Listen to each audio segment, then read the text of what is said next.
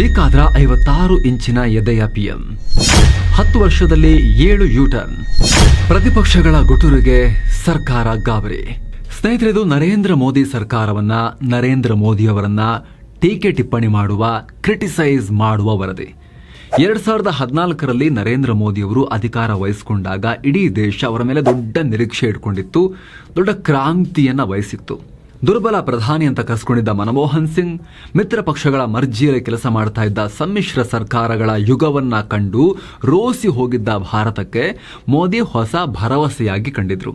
Aggressive leader, ಹೇಳಿದ್ದನ್ನ ಮಾಡ್ತಾರೆ, ಯಾರ ಮುಲಾಜಿಗೂ ಕೇಳಲ್ಲ, ಜೋರಿದ್ದಾರೆ, ಭ್ರಷ್ಟಾಚಾರ, ಕುಟುಂಬ ರಾಜಕಾರಣವನ್ನ ಸಹಿಸಲ್ಲ, ಹಿಂದೂ ಹೃದಯ ಸಾಮ್ರಾಟ, ಜಡ್ಡುಗಟ್ಟಿದ ವ್ಯವಸ್ಥೆಯಲ್ಲಿ ದಿಟ್ಟ ನಿರ್ಧಾರವನ್ನ ತಗೊಳ್ತಾರೆ, ದೇಶದಲ್ಲಿ ದೊಡ್ಡ ಕ್ರಾಂತಿನೇ ಆಗೋಗುತ್ತೆ, ಆಮೂಲಾಗ್ರ ಬದಲಾವಣೆ ಆಗಿಬಿಡುತ್ತೆ, ದೊಡ್ಡ ಸುಧಾರಣೆಗಳನ್ನ ತಂದು ಬಲಿಷ್ಠ ಭಾರತವನ್ನ ಕಟ್ಟೇ ಬಿಡ್ತಾರೆ ಅಂತ ಜನ ಅಂದ್ಕೊಂಡಿದ್ರು.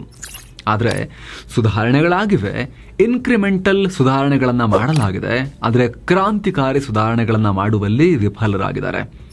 ದೊಡ್ಡ ದೊಡ್ಡ ಹೆಜ್ಜೆಗಳನ್ನ ಇಟ್ಟು ಆಮೂಲಾಗ್ರ ಬದಲಾವಣೆಗೆ ಸಾಧ್ಯ ಆಗಬಹುದಾಗಿದ್ದ ನಿರ್ಧಾರಗಳನ್ನ ಕೈಗೊಂಡು ಆಮೇಲೆ ಪ್ರತಿರೋಧಕ್ಕೆ ಹೆದರಿ ಇಷ್ಟೆಲ್ಲ ಮೆಜಾರಿಟಿ ಇದ್ದಾಗಲೂ ಕೂಡ ಯೂ ಟರ್ನ್ ಹೊಡೆದಿದ್ದಾರೆ. 10 ವರ್ಷಗಳಲ್ಲಿ 6-7 ಅತ್ಯಂತ ದೊಡ್ಡ ಸುಧಾರಣೆಗಳಿಗೆ ಕೈ ಹಾಕಿ ಆದರೂ ಕೂಡ ಜಾರಿ ಮಾಡೋಕೆ ಧೈರ್ಯ ತೋರಿಸದೆ ಯೂ ಟರ್ನ್ ಹೊಡೆದು ವಾಪಸ್ ಓಡ್ ಬಂದಿದ್ದಾರೆ. ಕೃಷಿಯಿಂದ ಲ್ಯಾಟ್ರಲ್ ಎಂಟ್ರಿ ತನಕ ಮೋದಿ ಸರ್ಕಾರದ 10 ಯೂ ಟರ್ನ್ಗಳು. ಭೂ ಸುಧಾರಣಾ ಮಸೂದೆ 2015. ಸ್ನೇಹಿತರೆ, ಮೋದಿ ಸರ್ಕಾರದ ಮೊತ್ತ ಮೊದಲ ದೊಡ್ಡ ಯೂ ಟರ್ನ್ ಅಂದ್ರೆ ಭೂ ಸ್ವಾಧೀನ ಮಸೂದೆಯನ್ನ ಕೋಲ್ಡ್ ಸ್ಟೋರೇಜ್ಗೆ ತರಳಿದ್ದು. ಲೋಕಸಭೆಯಲ್ಲಿ ಭರ್ಜರಿ ಜಯವನ್ನ ಗಳಿಸಿ ಅಧಿಕಾರಕ್ಕೆ ಬಂದಿದ್ದ ಬಿಜೆಪಿ ಸರ್ಕಾರ 2015ರಲ್ಲಿ ಭೂ ಸ್ವಾಧೀನ ಕಾಯ್ದೆಯನ್ನ ಪಾಸ್ ಮಾಡ್ಕೊಂಡಾಗಿತ್ತು. 2013ರ ಭೂ ಸ್ವಾಧೀನ ಕಾನೂನಿಗೆ ಸುಗ್ರೀವಾಜ್ಞೆ ಮೂಲಕ 9 ತಿದ್ದುಪಡಿ ತರೋಕೆ ಮುಂದಾಗಿತ್ತು. ಇದರಿಂದ ಭೂ ಸ್ವಾಧೀನ ಪ್ರಕ್ರಿಯೆ ಸರಳ ಆಗ್ತಾ ಇತ್ತು, ದೇಶದಲ್ಲಿ ಬಿಸ್ನೆಸ್ ಎಕಾನಮಿ ಬೂಮ್ ಆಗೋಕೆ ಹೆಲ್ಪ್ ಆಗ್ತಾ ಇತ್ತು, ಖಾಸಗಿ ಕಂಪನಿಗಳಿಗೆ ಬಿಸ್ನೆಸ್ ಮಾಡೋಕೆ ಅನುಕೂಲ ಆಗ್ತಾ ಇತ್ತು, ಆರ್ಥಿಕತೆಗೆ ಉತ್ತೇಜನ ಸಿಗ್ತಾ ಇತ್ತು, ಜಾಬ್ಸ್ ಕೂಡ ಕ್ರಿಯೇಟ್ ಆಗ್ತಾ ಇತ್ತು. ಆದ್ರೆ ಬಳಿಕ ಲೋಕಸಭೆಯಲ್ಲಿ ಬಿಲ್ ಪಾಸ್ ಮಾಡಿಕೊಂಡ ಸರ್ಕಾರ ರಾಜ್ಯಸಭೆಯಲ್ಲಿ ಫೇಲ್ ಆಯಿತು. ಕೊನೆಗೆ ವಿಪಕ್ಷಗಳ ಒತ್ತಾಯಕ್ಕೆ ಮಣಿದು ಮಸೂದೆಯನ್ನ ಮರುಪರಿಶೀಲಿಸೋಕೆ ಒಪ್ಪಿಕೊಳ್ಳಬೇಕಾಯಿತು. ಬಿಹಾರದಲ್ಲಿ ಎಲೆಕ್ಷನ್ ಇದ್ದಿದ್ದರಿಂದ 6 ಪ್ರಮುಖ ತಿದ್ದುಪಡಿಗಳನ್ನ ಕೂಡ ವಾಪಸ್ ಪಡಿತು. ನಂತರ ಪ್ರಧಾನಿ ಮೋದಿಯವರೇ ಈ ಮಸೂದೆಯನ್ನ ಮುಂದುವರಿಸೋ ಇಚ್ಛೆ ನಮಗಿಲ್ಲ ಅಂತ ಹೇಳಿಬಿಟ್ರು. ಕೃಷಿ ಮಸೂದೆಗಳು 2021. ಕೃಷಿ ಮಸೂದೆಗಳನ್ನ ಹಿಂಪಡ್ಕೊಂಡಿದ್ದು ಮೋದಿ ಸರ್ಕಾರದ ದೊಡ್ಡ ಹಿನ್ನಡೆ ಅಂತಾನೆ ಕರಿಬೇಕು. ಭಾರತದ ಕೃಷಿ ವ್ಯವಸ್ಥೆಯನ್ನ ಅಮೂಲಾಗ್ರವಾಗಿ ಬದಲಾಯಿಸೋ ತಾಕತ್ತನ್ನ ಹೊಂದಿದ್ದ ಒಂದು ಆರಂಭವನ್ನ ಆ ನಿಟ್ಟಿನಲ್ಲಿ ಮಾಡಬಹುದಾಗಿದ್ದ ಮಸೂದೆಗಳನ್ನ 3 ಫಾರ್ಮ್ ಬಿಲ್ಗಳನ್ನ 2020ರಲ್ಲಿ ಮೋದಿ ಸರ್ಕಾರ ಇಂಟ್ರೊಡ್ಯೂಸ್ ಮಾಡಿತ್ತು. ನಾವು ಓಪನ್ ಆಗಿ ಅವತ್ತಿನಿಂದ ಇವತ್ತಿನ ತನಕ ಇದು ಚೆನ್ನಾಗಿತ್ತು ಅಂತ ಹೇಳ್ತಾ ಬಂದಿದ್ದೀವಿ. ಆದರೆ ಪಂಜಾಬ್ ಮತ್ತು ಹರಿಯಾಣದಲ್ಲಿ ರೈತರು ದಿಲ್ಲಿ ಗಡಿಯಲ್ಲಿ ದೀರ್ಘವಾಗಿ ಪ್ರತಿಭಟನೆ ಮಾಡಿದ್ರು. ಹಾಗಾಗಿ just before UP election Modi ಟಿವಿಲಿ ಬಂದು ಈ ಕೃಷಿ ಸುಧಾರಣೆಗಳನ್ನ ವಾಪಸ್ ತಗೊಳ್ತಾ ಇದೀವಿ ಅಂತ ಅನೌನ್ಸ್ ಮಾಡಿದ್ರು. ತಪ್ಪಾಯಿತು ಅಂದ್ರು. ಬಹುಶಃ ನಾವು ಸರಿಯಾಗಿ ಕಮ್ಯುನಿಕೇಟ್ ಮಾಡಿಲ್ಲ ಅನ್ಸುತ್ತೆ, ನಮ್ಮ ತಪಸ್ಸಿನಲ್ಲೇ ಏನೋ ದೋಷ ಇದೆ ಅನ್ಸುತ್ತೆ. ಕಿಸಾನೋ ಕೋ ಸಮझा नहीं पाए, हमारी तपस्या में ही कोई कमी रही होगी ಅಂತ ದೇಶದ ಪ್ರಧಾನಿ ಆ ಕ್ಷಣದಲ್ಲಿ just before UP election, okay election ಅಲ್ಲಿ ಡ್ಯಾಮೇಜ್ ಆಗ್ಬೋದು ಅಂತ ಅವ್ರು ಮಾಡಿರ್ಬೋದು, ಬಟ್ ಆ ವೀಕ್ನೆಸ್ ಅನ್ನ ಅವರು ತೋರಿಸ್ಕೊಂಡ್ರು. ಜೊತೆಗೆ ಎಲೆಕ್ಷನ್ ಮತ್ತು ವೋಟ್ ಅಂತ ಬಂದಾಗ ದೇಶಕ್ಕೆ ಅನುಕೂಲ ಆಗಬಹುದಾಗಿದ್ದ ಈ ಸುಧಾರಣೆಗಳನ್ನ ಜನರಿಗೆ ಕಮ್ಯುನಿಕೇಟ್ ಮಾಡ್ತೀನಿ, ಹೇಳ್ತೀನಿ, ನಾನು ಅರ್ಥ ಮಾಡಿಸ್ತೀನಿ ಅಂತ ಹೇಳಿ ಧೈರ್ಯವಾಗಿ ನುಗ್ಗಿ ಜಾರಿ ಮಾಡುವಲ್ಲಿ ಅವರು ಧೈರ್ಯವನ್ನ ತೋರಿಸದೆ ಹಿಂದೇಟು ಹಾಕ್ಬಿಟ್ರು. Data protection bill 2019. 2022ರ ಆಗಸ್ಟ್ ನಲ್ಲಿ ಇದೇ ರೀತಿ ಮೋದಿ ಸರ್ಕಾರ ಪರ್ಸನಲ್ ಡೇಟಾ ಪ್ರೊಟೆಕ್ಷನ್ ಬಿಲ್ ಅನ್ನ ವಾಪಸ್ ಪಡೆದಿತ್ತು. 2018ರಿಂದ ಕೇಂದ್ರ ಸಚಿವ ಅಶ್ವಿನಿ ವೈಷ್ಣವ್ ಅವರು ಈ ಬಿಲ್ ಮೇಲೆ ಕೆಲಸ ಮಾಡ್ತಾ ಇದ್ರು. ಫೇಸ್ಬುಕ್, ಗೂಗಲ್ ನಂತಹ ಟೆಕ್ ದೈತ್ಯ ಕಂಪನಿಗಳು ವೈಯಕ್ತಿಕ ಡೇಟಾ ಸಂಗ್ರಹ ಮಾಡೋದನ್ನ ರೆಗ್ಯುಲೇಟ್ ಮಾಡೋದು ಈ ಬಿಲ್ ನ ಉದ್ದೇಶ ಆಗಿತ್ತು. ಆದ್ರೆ ಟೆಕ್ ವಲಯದಲ್ಲಿ ತೀವ್ರ ವಿರೋಧ ಕೇಳಿ ಬಂದಿದ್ದರಿಂದ ಈ ಬಿಲ್ ನ ರಿವ್ಯೂ ಮಾಡೋಕೆ JPC ಜಂಟಿ ಸಂಸದೀಯ ಸಮಿತಿಗೆ ಕಳಿಸಲಾಯಿತು.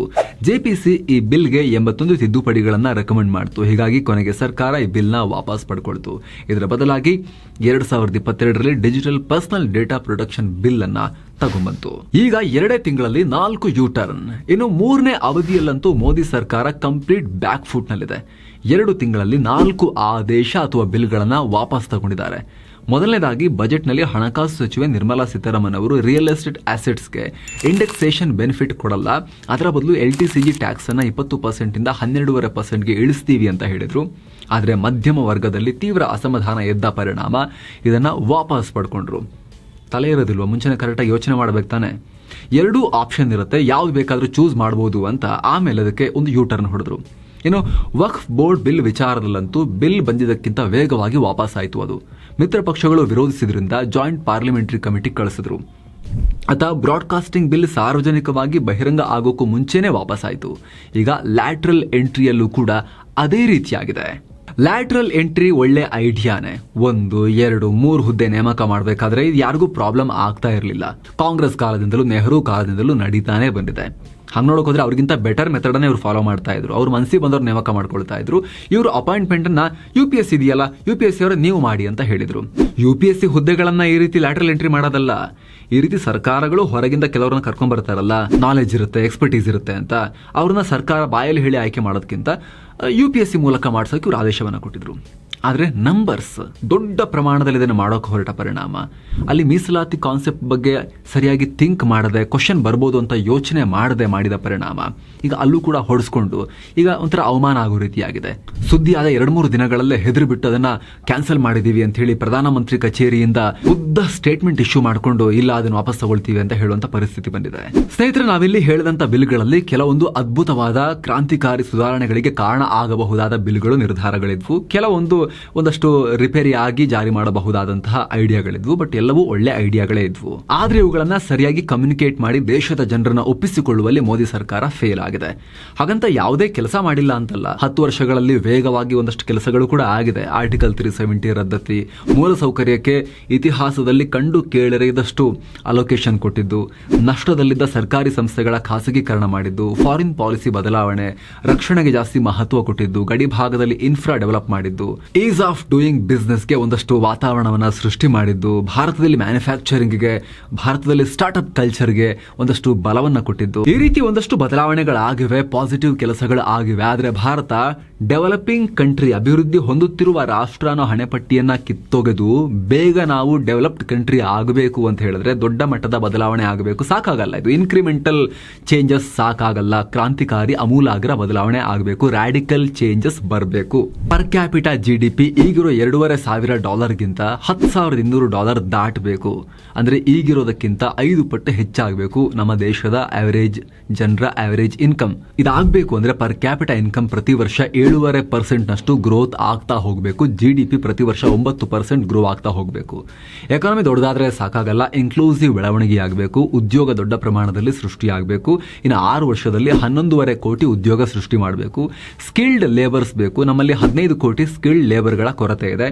ಅದನ್ನ ಸರಿ ಮಾಡಬೇಕು ಅಂದ್ರೆ ಶಿಕ್ಷಣ ವ್ಯವಸ್ಥೆಯಲ್ಲಿ ದೊಡ್ಡ ಕ್ರಾಂತಿ ಆಗಬೇಕು. ನಮ್ಮ ಪಬ್ಲಿಕ್ ಡೆಟ್ GDPಯ 81% ಇದೆ, ಸಾರ್ವಜನಿಕ ಸಾಲ, ಇದು ಕಮ್ಮಿ ಆಗಬೇಕು. ದೊಡ್ಡ ಮಟ್ಟದಲ್ಲಿ ವಿದೇಶಿ ಹೂಡಿಕೆಯನ್ನು ಆಕರ್ಷಿಸಿ ಸರ್ವಿಸ್ ಸೆಕ್ಟರ್ನಂತೆ ಮ್ಯಾನುಫ್ಯಾಕ್ಚರಿಂಗ್, ಕೃಷಿ ಕ್ಷೇತ್ರಗಳನ್ನ ಕೂಡ ನಮ್ಮ ಆರ್ಥಿಕತೆಗೆ ಟರ್ಬೋ ಚಾರ್ಜ್ ಕೊಡುವಂತಹ ಬೂಸ್ಟರ್ಗಳನ್ನಾಗಿ ಮಾಡ್ಕೋಬೇಕು.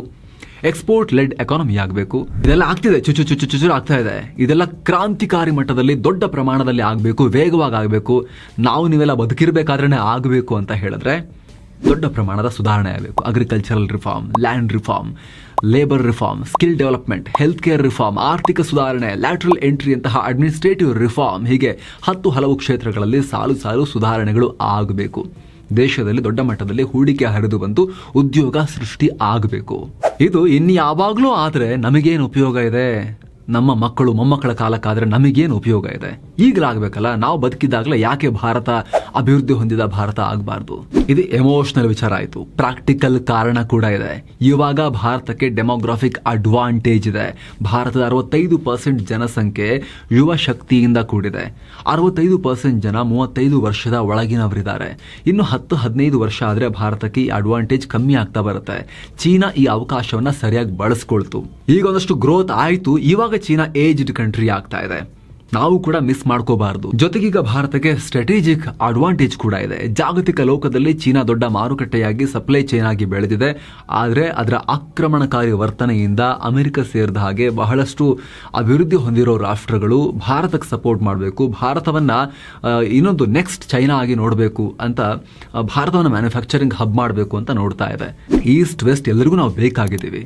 ಈ ಕ್ಷಣದಲ್ಲಿ ನಾವು ಇದನ್ನ ಅಡ್ವಾಂಟೇಜ್ ಆಗಿ ತಗೋಬೇಕು. ಇದಲ್ಲದೆ ಭಾರತ ಡಿಜಿಟಲ್ ಕ್ರಾಂತಿಯ ಹರಿಕಾರ ಆಗಿದೆ. ಅದಕ್ಕೆ ಮೋದಿ ಸರ್ಕಾರಕ್ಕೆ ದೊಡ್ಡ ಪ್ರಮಾಣದಲ್ಲಿ ಕ್ರೆಡಿಟ್ ಕೊಡಬೇಕು, ಕೊಡೋಣ.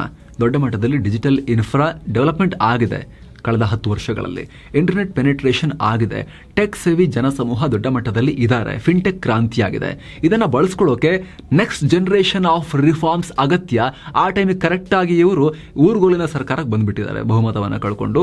ಚಂದ್ರಬಾಬು ನಾಯ್ಡು, ನಿತೀಶ್ ಕುಮಾರ್, ಚಿರಾಗ್ ಪಾಸ್ವಾನ್ ಅಂತ ಹೇಳಿ ಈಗಂತೂ 2 ತಿಂಗಳಲ್ಲಿ 4 ಯೂಟರ್ನ್ ಹೊಡೆದಂಗಾಗಿದೆ. ಈಗ ನಿರ್ಧಾರ ತಗೊಳ್ಳೋದು ವಾಪಸ್ ಬರೋದು, ನಿರ್ಧಾರ ತಗೊಳ್ಳೋದು ವಾಪಸ್ ಬರೋದು, ಯಾವುದು ಮಾಡೋಕ್ಕಾಗ್ತಿಲ್ಲ ಅನ್ನೋ ರೀತಿಲಿ ಆಗಿ ಹೋಗಿದೆ ಇವ್ರ ಕತೆ. ಈಗ ಇದಕ್ಕೆಲ್ಲ ಏನ್ ಕಾರಣ ಅಂತ ವಿಮರ್ಶೆ ಮಾಡಬಹುದು. ಅಲ್ಲ, 2 ಫುಲ್ ಮೆಜಾರಿಟಿ ಸರ್ಕಾರ ಇತ್ತು, ಈಗಲೂ ಕೂಡ ಮೆಜಾರಿಟಿಗೆ ಹತ್ರ ಬಂದಿದ್ದಾರೆ. ಒಂದಷ್ಟು ಎರಡು ಪಕ್ಷಗಳ ಮೇಲೆ ಡಿಪೆಂಡ್ ಆಗಿ ಸರ್ಕಾರ ನಡೆಸ್ತಾ ಇದ್ದಾರೆ. ಇವ್ರ ಕೈಲಿ ಯಾಕೆ ಆಗ್ತಾ ಇಲ್ಲ? ದೊಡ್ಡ ಕ್ರಾಂತಿಕಾರಿ ಬದಲಾವಣೆ ಮಾಡಕ್ಕೆ ಯಾಕೆ ಫೇಲ್ ಆಗ್ತಿದ್ದಾರೆ? ಏನು ಪ್ರಾಬ್ಲಮ್ ಅಂತ ವಿಮರ್ಶೆ ಮಾಡಿದ್ರೆ ನಿಮಗೆ ಒಂದು 2-3 ಅಂಶ ಕಣ್ಮುಂದೆ ಬರುತ್ತೆ. ಲೀಡರ್ಶಿಪ್ ನಲ್ಲಿ ಸ್ನೇಹಿತರೆ 2 ರೀತಿಯ ಲೀಡರ್ಶಿಪ್. ಮಧ್ಯದಲ್ಲಿ ಇರೋಕ್ಕಾಗೋದಿಲ್ಲ. ಒಂದು ಅಗ್ರೆಸಿವ್ ಲೀಡರಾ, ಅಗ್ರೆಸಿವ್ ಆಗಿ ನೋಡ್ರಪ್ಪ ನನ್ನ ನೀತಿ ಇದು, ಪ್ರತಿಪಕ್ಷಗಳು ಏನೇ ಹೇಳಿ ನಾನು ಜನರಿಗೆ ಅರ್ಥ ಮಾಡಿಸ್ತೀನಿ, ನನ್ನ ಇಂಟೆನ್ಷನ್ ಸರಿ ಇದೆ, ಕಮ್ಯುನಿಕೇಟ್ ಮಾಡ್ತೀನಿ. ಪ್ರತಿಪಕ್ಷಗಳು ಜನರಿಗೆ ಏನಾರು ಹೇಳ್ಬಿಡ್ತಾರೆ ಅಂತ ಗಾಬರಿ ಆಗೋದಿಲ್ಲ. ನಾನು ಯಾಕೆ ಇದನ್ನು ತರ್ತಾ ಇದ್ದೀನಿ ಅಂತ ಜನರಿಗೆ ಕರೆಕ್ಟಾಗಿ ಅರ್ಥ ಮಾಡಿಸ್ತೀನಿ. ನನ್ನ ಪಕ್ಷ ಇದೆ, ನನ್ನ ನೆಟ್ವರ್ಕ್ ಇದೆ, ಸರ್ಕಾರ ಇದೆ, ನೋಡ್ರಪ್ಪ ಈ ರೀತಿ ಈ ಕಾರಣಕ್ಕೋಸ್ಕರ ಮಾಡ್ತಾ ಇದ್ದೀನಿ, ನಮ್ಮ ದೇಶದ ಮುಂದಿನ 20 ವರ್ಷಗಳ ಅಭಿವೃದ್ಧಿಗೆ ಇದು ಅಗತ್ಯ ಇದೆ, ಇದರ ಪರಿಣಾಮಗಳು ಹಿಂಗಾಗುತ್ತೆ ಅಂತ ಕಮ್ಯುನಿಕೇಟ್ ಮಾಡಿ ಅದನ್ನು ಜಯಿಸಿಕೊಳ್ಳೋ ಸಾಮರ್ಥ್ಯ ಇರಬೇಕು, ನುಗ್ಗಬೇಕು. ಅದರ ಪರಿಣಾಮಗಳ ಬಗ್ಗೆ ಅಯ್ಯೋ ಏನು ಅವ್ರೇನು ಹೇಳ್ತಾರೋ ಇವ್ರೇನು ಹೇಳ್ತಾರೋ, ಅವ್ರು ನೆಕ್ಸ್ಟ್ ಎಲೆಕ್ಷನಲ್ಲಿ ಅದಕ್ಕೆ ತಿರುಗಿಸಿ ಏನಾರು ಹೇಳ್ಬಿಟ್ಟು ನಮಗೆ ಡ್ಯಾಮೇಜ್ ಮಾಡಿದ್ರೆ ಅದು ಅಗ್ರೆಸಿವ್ ಲೀಡರ್ನ ಲಕ್ಷಣ ಅಲ್ಲ. ಇಲ್ಲ, ನರಸಿಂಹರಾವ್ ಥರ, ಅಟಲ್ ಬಿಹಾರಿ ವಾಜಪೇಯಿ ಥರ ಕನ್ಸೆನ್ಸಸ್ ಬಿಲ್ಡರ್ಗಳಾಗಿರಬೇಕು. ನರಸಿಂಹರಾವ್ ಅವರು ನೋಡಿ, ಮೈನಾರಿಟಿ ಸರ್ಕಾರ, ಬಹುಮತನೇ ಇರಲಿಲ್ಲ ಅವರಿಗೆ.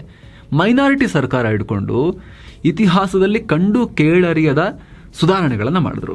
ಬಹುಮತಕ್ಕಿಂತ 40 ಸೀಟ್ ಕಮ್ಮಿ ಇತ್ತು, ಯಾವತ್ತು ಬೇಕಾದರೂ ಸರ್ಕಾರ ಉದುರು ಹೋಗಬಹುದು ಅನ್ನೋ ಪರಿಸ್ಥಿತಿ ಇತ್ತು. ಅವರು ಕಾಂಗ್ರೆಸ್ ಪಾರ್ಟಿಯ ಆರ್ಥಿಕ ನೀತಿಯನ್ನೇ ಧಿಕ್ಕರಿಸಿ, ಕಾಂಗ್ರೆಸ್ನ ಪ್ರೈಮ್ ಮಿನಿಸ್ಟರ್ ಅವರು, ಆದರೆ ಕಾಂಗ್ರೆಸ್ ಪಾರ್ಟಿ ಸ್ವತಂತ್ರ ಬಂದಲ್ಲಿಂದ ಅಲ್ಲಿ ತನಕ ಫಾಲೋ ಮಾಡ್ಕೊಂಡ್ಬಂದ ಎಲ್ಲ ನೀತಿಗಳನ್ನು ತೆಗೆದು ಬಿಸಾಕಿ, ಈ ಸ್ವಲ್ಪ ಲೆಫ್ಟಿಸ್ಟು, ಸ್ವಲ್ಪ ಸೋಷಿಯಲಿಸಮ್ ಎಲ್ಲ ಕಸದ ಬುಟ್ಟಿ ಹಾಕಿ ಆರ್ಥಿಕ ಉದಾರೀಕರಣ ಮಾಡಿದ್ರು ಭಾರತದಲ್ಲಿ. ನರಸಿಂಹರಾವ್ ಅವರು ಯಾವುದೇ ಮೆಜಾರಿಟಿ ಇಲ್ಲದೆ ತಮ್ಮದೇ ಪಕ್ಷದ ಮೂಲ ಸಿದ್ಧಾಂತವನ್ನು ಕಸದ ಬುಟ್ಟಿ ಹಾಕಿದ್ರು. ಅದಾದ್ಮೇಲೆ ಅಟಲ್ ಬಿಹಾರಿ ವಾಜಪೇಯಿ ಅವರು ನೋಡಿ, ಬಿಜೆಪಿ ಅಂತಹ ಒಂದು ಬಲಪಂಥೀಯ ಪಕ್ಷ ಯಾವ ರೀತಿ ತದ್ವಿರುದ್ಧ ಗುಣಗಳ ವ್ಯಕ್ತಿಗಳನ್ನ, ಪಕ್ಷಗಳನ್ನ ಜೊತೆಗೆ ಸೇರಿಸ್ಕೊಂಡು ಆ DMK, ಜಯಲಲಿತಾ, ಮಮತಾ ಬ್ಯಾನರ್ಜಿ, ನಿತೀಶ್ ಕುಮಾರ್, ನಾಯ್ಡು, ಕಾಶ್ಮೀರದವರು ಎಲ್ಲರೂ ಅವ್ರ ಜೊತೆ ಸೇರ್ಕೊಂಡಿದ್ರು ಸರ್ಕಾರ ಮಾಡೋಕ್ಕೆ ಒಂದಲ್ಲ ಒಂದು ಸಂದರ್ಭದಲ್ಲಿ. ಅವ್ರನ್ನೆಲ್ಲ ಹಿಡ್ಕೊಂಡು ಸರ್ಕಾರ ನಡೆಸೋದು ಹೇಗೆ, ಅಂಥ ಟೈಮ್ನಲ್ಲೂ ಕೂಡ ರಿಫಾರ್ಮ್ಗಳನ್ನು ಮಾಡೋದು ಹೇಗೆ ಅನ್ನೋದನ್ನು ಅಟಲ್ ಬಿಹಾರಿ ವಾಜಪೇಯಿ ತೋರಿಸ್ಕೊಟ್ರು. ಪವರ್ ಸೆಕ್ಟರ್ನಲ್ಲಿ ಆಗಿರೋ ಸುಧಾರಣೆಗಳು, ಟೆಲಿವಿಷನ್ ಕ್ಷೇತ್ರದಲ್ಲಿ ಆಗಿರೋ ಸುಧಾರಣೆಗಳು, ಟೆಲಿಕಾಮ್ನಲ್ಲಿ ಆಗಿರೋ ಸುಧಾರಣೆಗಳು, ಇನ್ಶೂರೆನ್ಸ್ನಲ್ಲಿ ಆಗಿರೋ ಸುಧಾರಣೆಗಳು ಒಂದಷ್ಟು ಎಕ್ಸಾಂಪಲ್ ಅದಕ್ಕೆ. ಇವ್ರು ಯಾವ ಕೆಟಗರಿ? Consensus builders. ಇವ್ರಿಗೆ ಭಯಂಕರ ಬಹುಮತನೇ ಬೇಕು ಅಂತಿಲ್ಲ ಕೆಲಸ ಮಾಡೋಕ್ಕೆ.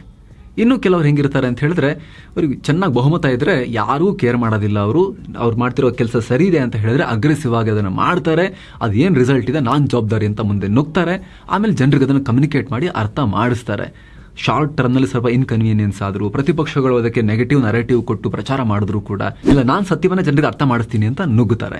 ಆದರೆ ನರೇಂದ್ರ ಮೋದಿ ಅವರ ಪ್ರಾಬ್ಲಮ್ ಎಲ್ಲ ಆಗ್ತಿದೆ ಅಂತ ಹೇಳಿದ್ರೆ, ಇವರು ಅಗ್ರೆಸಿವ್ ಲೀಡರ್, ಜೋರ್ ಲೀಡರ್ ಅಂತ ಹೇಳಿ ಅಗ್ರೆಸಿವ್ ಲೀಡರ್ನ ಇಮೇಜ್ ಅನ್ನ ಪ್ರೆಸೆಂಟ್ ಮಾಡ್ತಾರೆ, ಆ ರೀತಿ ವರ್ತಿಸ್ತಾರೆ. ಇದರ ಪರಿಣಾಮ ಪ್ರತಿಪಕ್ಷಗಳು ಕೂಡ ಇವ್ರ ಮೇಲೆ ಅಗ್ರೆಸಿವ್ ಆಗ್ತಾರೆ. ಕನ್ಸೆನ್ಸಸ್ ಬಿಲ್ಡರ್ಗಳಿಗೆ ಪ್ರತಿಪಕ್ಷಗಳು ಕೂಡ ಸ್ವಲ್ಪ ಸಾಫ್ಟ್ ಇರ್ತವೆ, ಅವ್ರು ಆ ರೀತಿ ಮುಗಿಬೀಳೋದಿಲ್ಲ. ಅದು ವಾಜಪೇಯಿ ಅವ್ರಿಗೂ ಆಗಿರ್ಬೋದು ಅಥವಾ ನರಸಿಂಹರಾವ್ ಅವ್ರಿಗಾಗಿರ್ಬೋದು, ಯಾರಷ್ಟೊಂದು ಮುಗಿಬಿದ್ದು ಹಿಂಸೆ ಕೊಟ್ಟಿರಲಿಲ್ಲ ಈ ಥರ. ಆದರೆ ಅಗ್ರೆಸಿವ್ ಲೀಡರ್ಗಳು ಅಂತ ಬಂದಾಗ ಪ್ರತಿಪಕ್ಷಗಳು ಕೂಡ ಅಗ್ರೆಸಿವ್ ಆಗಿ ಅವರನ್ನು ಕೌಂಟರ್ ಮಾಡೋಕ್ಕೆ ಪ್ರಯತ್ನ ಪಡ್ತವೆ. ಆಗ 2 ಸಲ ಬಹುಮತ ಇತ್ತು, ನುಗ್ಗುಬಿಟ್ಟು ಮಾಡಿ ತೋರಿಸ್ಬೇಕಾಗಿತ್ತು. ಇತಿಹಾಸದಲ್ಲಿ ಕಂಡು ಕೇಳರಿಯದ ಅಪಾರ್ಚುನಿಟಿ ಸಿಕ್ಕಿದೆ. 140 ಕೋಟಿ ಜನಸಂಖ್ಯೆ ಇರೋ ಈ ದೊಡ್ಡ ದೇಶವನ್ನ 10 ವರ್ಷ ಪೂರ್ಣ ಬಹುಮತದೊಂದಿಗೆ ಆಳೋ ಅಧಿಕಾರ. ಈಗ ಮತ್ತೆ 5 ವರ್ಷ. ಇತಿಹಾಸದಲ್ಲಿ ಅಪರೂಪಕ್ಕೆ ಇಡೀ ಭೂಮಿಯ ಇತಿಹಾಸದಲ್ಲಿ ಸಿಗುವಂತ ಅಪರೂಪದ ಅವಕಾಶ ಇದು. ಅದನ್ನು ಬಳಸ್ಕೋಬೇಕಾಗಿತ್ತು. ಆದ್ರೆ ಅದನ್ನು ಮಾಡಲಿಲ್ಲ ಇವರು. ನರಸಿಂಹರಾವ್ ತರ, ವಾಜಪೇಯಿ ತರ ಕನ್ಸೆನ್ಸಸ್ ಬಿಲ್ಡರೂ ಆಗಲಿಲ್ಲ. ಆ ತರದೊಂದು ಇಮೇಜ್ ಅನ್ನ ಕೂಡ ಹೊಂದಿಲ್ಲ. ಎಲ್ಲರೊಂದಿಗೆ ಕೂತ್ಕೊಂಡು ಆರಾಮಾಗಿ ಮಾತಾಡ್ಬಿಡ್ತೀವಿ ಅನ್ನೋ ತರನು ತೋರಿಸ್ಕೊಂಡಿಲ್ಲ ಇದುವರೆಗೂ ಕೂಡ. ಅಥವಾ ಅಗ್ರೆಸಿವ್ ಆಗಿ ನಾನು ಆಗಿದಾಗಲೇ ಮಾಡ್ತೀನಿ, ಅನುಭವಿಸ್ತೀನಿ ಆಮೇಲೆ ಬಂದಿರೋ ರಿಸಲ್ಟ್ ಅನ್ನ ಅನ್ನೋ ತರನು ಹೋಗ್ಲಿಲ್ಲ. ಮಧ್ಯದಲ್ಲಿ ಇದ್ಬಿಟ್ರು.